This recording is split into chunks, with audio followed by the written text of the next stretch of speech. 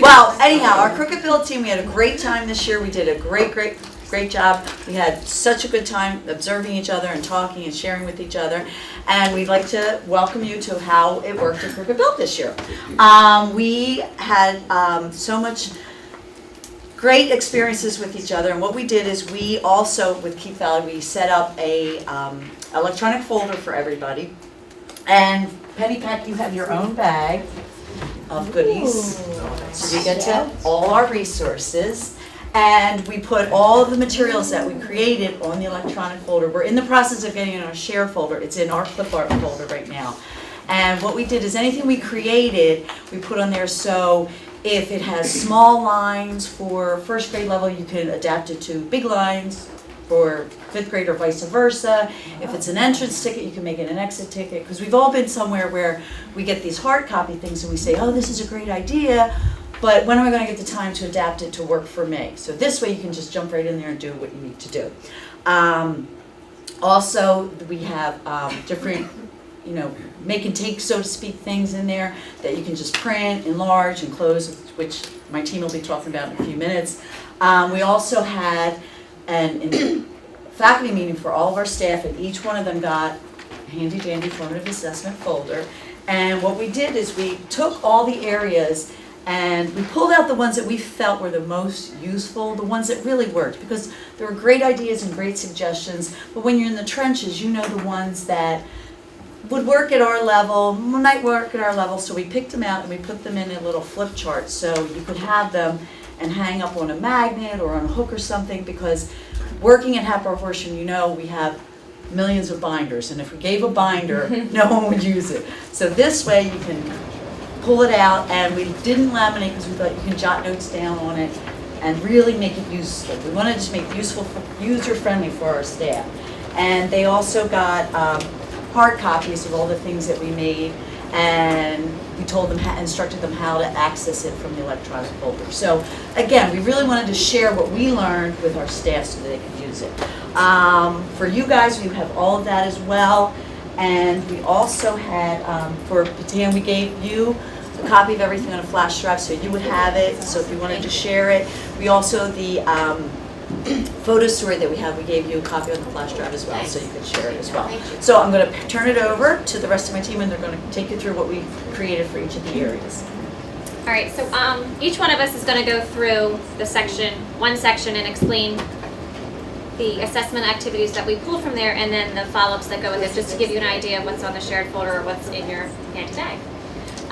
So the first one was clarifying, sharing, understanding learning intentions and success criteria classroom practices was the overall theme. The first one is the learning log, or my triangle of learning, and I'm first grade, so a lot of what was presented for those of you at the lower levels really had to be tailored down to help them, especially in the beginning of the year when writing is a little tricky. So I used this for a guided reading group, and it reminded me a lot of a KWL chart, but it's one thing I already knew, 2 questions I still needed answered, and then 3 things I've learned in this lesson. And it was just another way to bring out those same ideas in a KWL chart to get them to think about questions they still had and things that they learned. And then exit tickets, Betsy created these, and there's a few other cute ones coming with entrance tickets, but they could be used either way. You can make them an exit ticket and an entrance ticket. It's basically just a fun thing to hand them, a little bit more exciting than just a piece of paper with lines on it. And then the other one was 3-2-1, which is also sort of like an exit ticket, where it's 3 things that they want to practice, 2 things that they would expect to be on a test, and 1 thing they enjoyed. So you could alter this if you open it up in the folders and put the 3-2-1 on it. And the last one for this section that a lot of us used was class basketball, which the other groups have talked about, and a lot of it, we have the koosh balls, and I think, are they in the back? So I think you guys each got a ball. And that's basically, as we saw on the videos before, just throwing it to random people in the class and giving them opportunities to respond. Excuse me, we didn't get a ball. Oh, you did not? This might be yours. Yeah, for the present. Yeah, pass it to you when we're finished. We couldn't use the soccer ball like in high school. No. Yeah. So I think that was it. Yeah.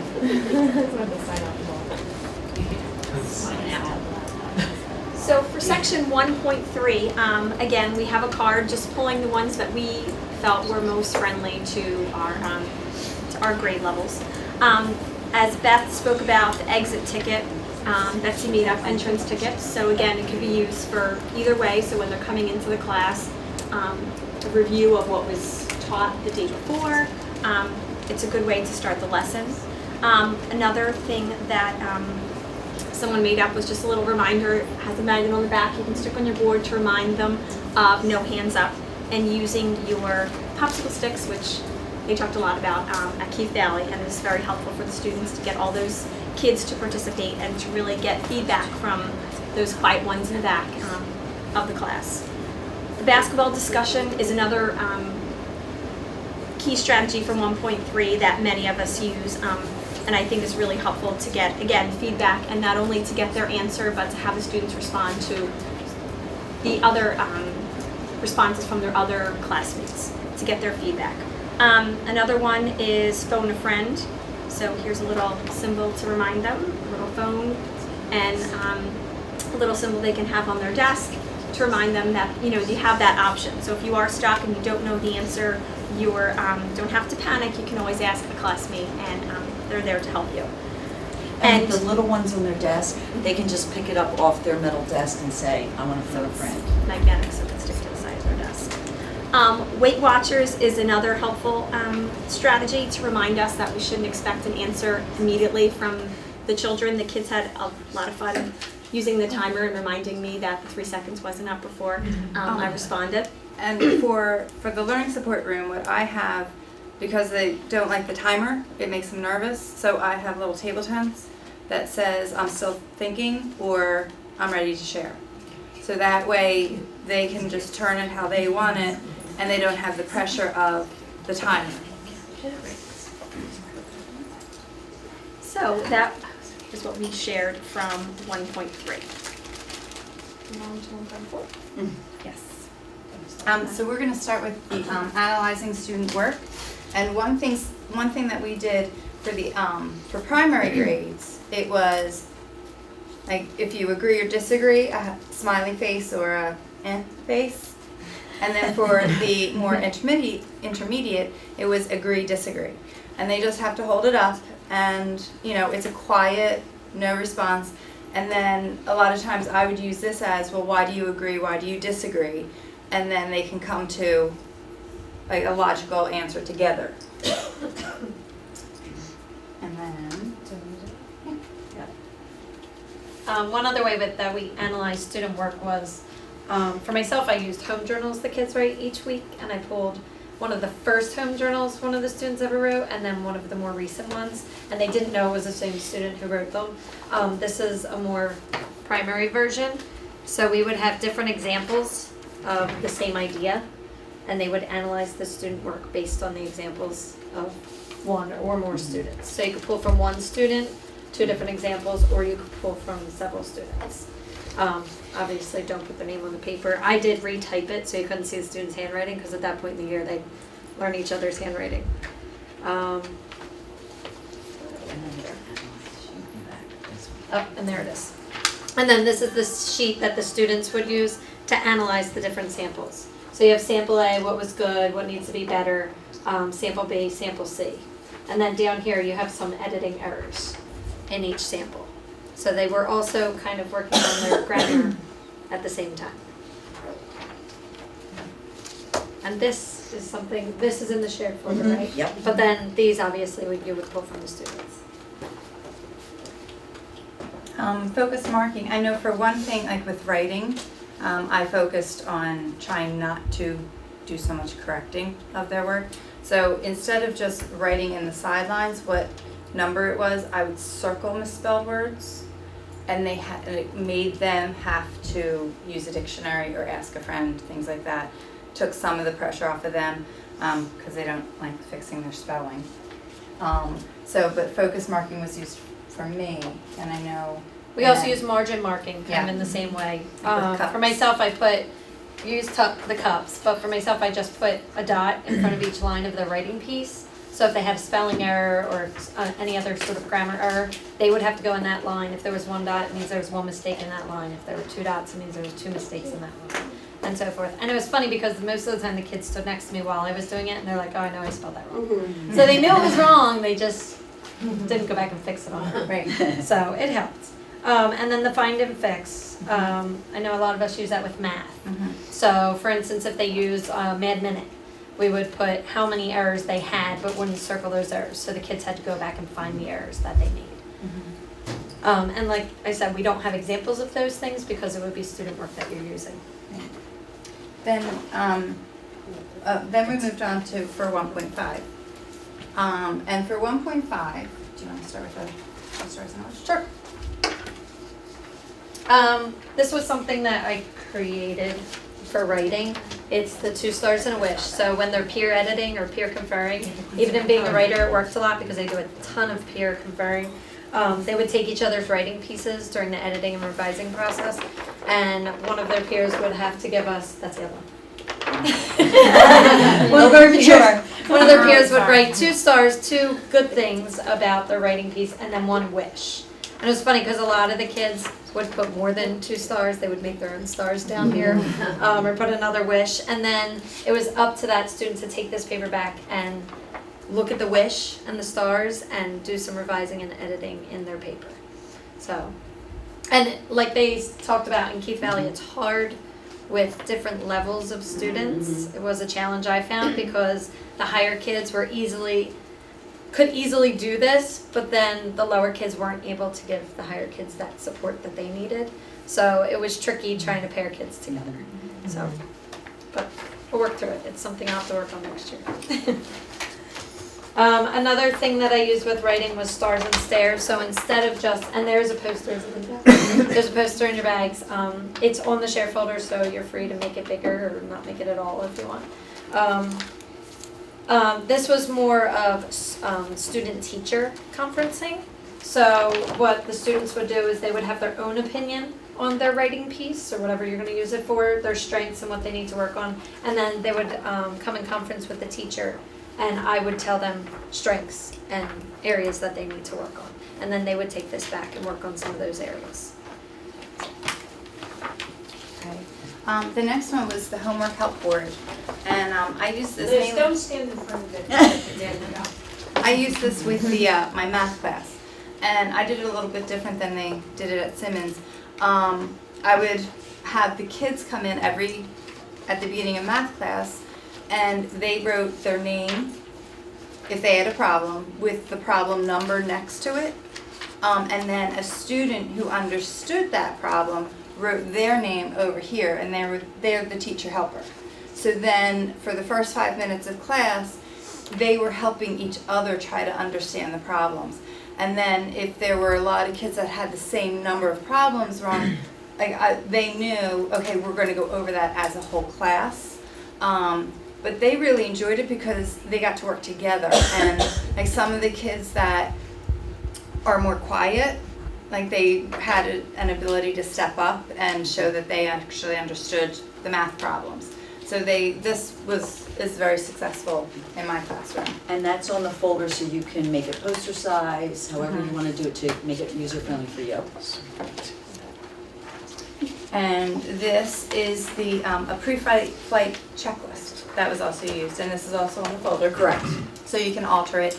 And Tiffany used this with her writing. So the children knew exactly what areas of focus, content, organization, style, conventions that they were looking for, and then the general. Did they proofread? Is their name on the paper? Definitely things that they overlook sometimes. So it gets them focused into what their expectations are for that writing assignment. And that's also in the folder, so you can adapt it to another content area or change the language, but the setup is there for you. Because when I did it was genres. Saying on the folder, Well, we still did move it to the district level. Yeah, we have an had it at our electronic Crooked Billet folder. level. it's not in a grade level folder. No, right now it's just on the Crooked Billet server. We were ironing out the kinks just with our staff having Correct. access to it. And then yes, now that we know there's a district level folder, we will move it into the district level formative assessment folder. But then as I was saying also about the pre-flight checklist, I found in 5th grade it was easier to do them genre specific because you have little differences you look for.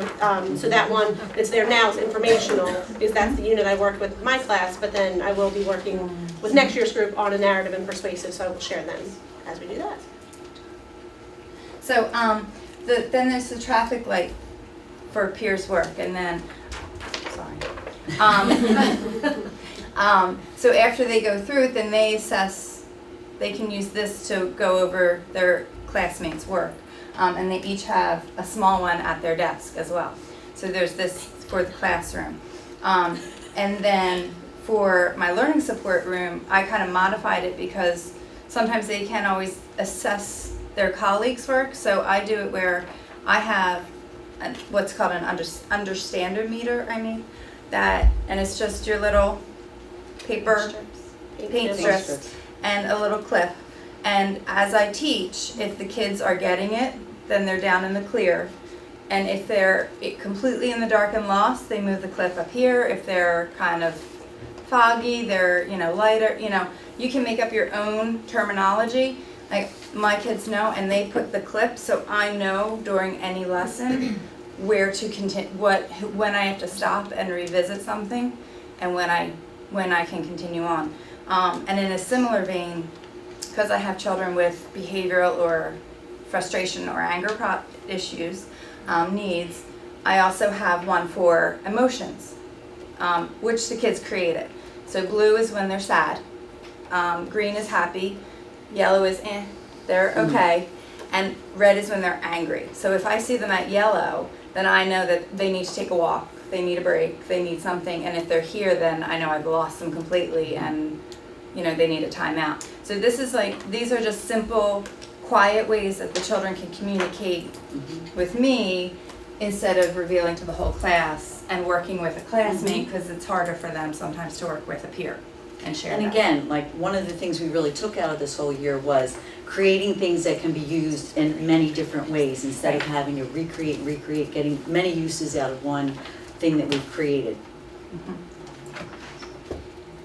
Is that it? That's it. All right, so we do have a bonus story now that is going to share some of these in action. And as we said, everything will be put on the district level formative assessment folder. But one of the other things that hit us as a group this year was that the very first lesson we read the story, the facts and opinion about the geese, and that kind of stuck with us the whole time, as far as working together to uplift each other, taking turns being leaders. Wait, back up. And we just kind of, honking to encourage each other, and really did reinforce the whole working together as a team. I love this. I like this. That was fun.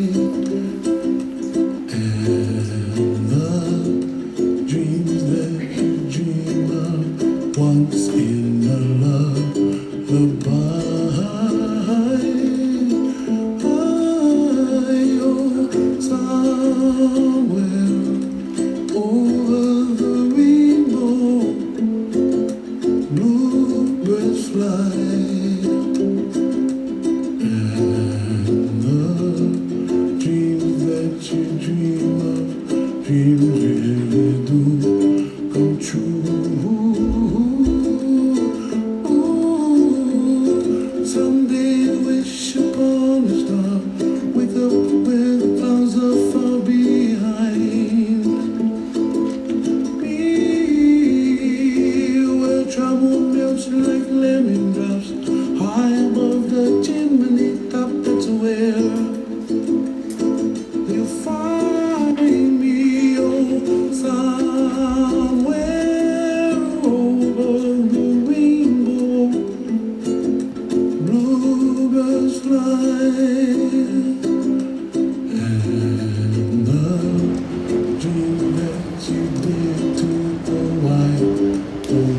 can't well, I see trees of green and red roses too. I watch them bloom for me and you, and I think to myself, what a wonderful world. Well, I see skies of blue and I see clouds of white and the brightness of day. I like the dark and I think to myself, what a wonderful world. The colors of the rainbow, so pretty in the sky, are also on the faces of people passing by. I see friends shaking and singing, how do you do? They really say, I love you. I hear babies cry and I watch them go. They'll learn much more than we'll know, and I think to myself, what a wonderful world. Someday I wish upon a star, wake up with the clouds are far behind me, where trouble melts like a lemon drops high above the chimney top. That's where you'll find me, oh somewhere over the rainbow, way up high. The dream that you did too, why, oh why can't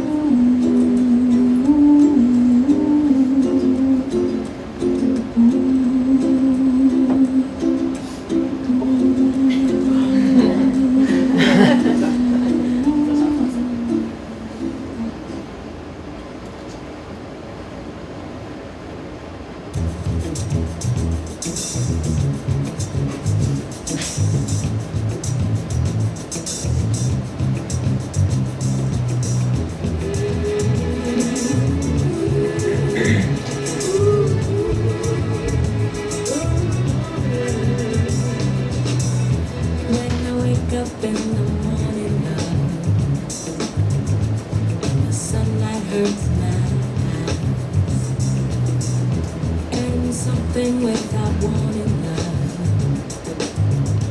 There's heavy on my mind. When I look at you, and the world's alright with me. Just one look at you, and I know it's gonna be a lovely day.